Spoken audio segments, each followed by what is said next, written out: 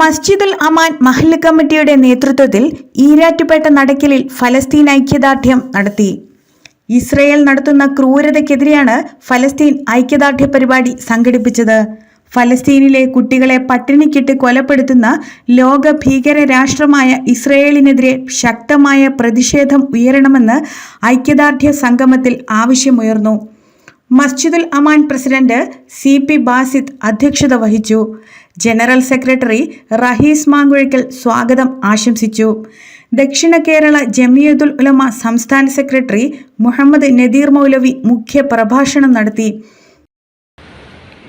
അസ്സലാമു അലൈക്കും വറഹ്മത്തുള്ളാഹി വബറകാതുഹു. അൽഹംദുലില്ലാഹി റബ്ബിൽ ആലമീൻ. അസ്സലാത്തു വസ്സലാമു അലാ അഷ്റഫിൽ മഖ്ലൂഖീൻ വഅലാ ആലിഹി വഅസ്ഹാബിഹി വഅത്ബാഇഹി അജ്മഈൻ. അമ്മാ ബഅദ്.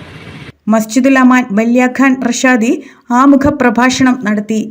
സംസ്ഥാന ഹജ്ജ് കമ്മിറ്റി അംഗം ഹാജി മുഹമ്മദ് സക്കീർ, നൈനാർ ജുമാ മസ്ജിദ് ചീഫ് ഇമാം അഷ്റഫ് മൗലവി, മുഹീദ്ദീൻ ജുമാ മസ്ജിദ് ചീഫ് ഇമാം സുബൈർ മൗലവി, നൗഫൽ ബാഖവി, മസ്ജിദുൽ ഹുദ ചീഫ് ഇമാം തൽഹ നദ്വി, സുഹൈൽ വാഫി, സാലി നടുവിലേത്ത്, അഫ്സർ പുള്ളോലിൽ എന്നിവർ സംസാരിച്ചു.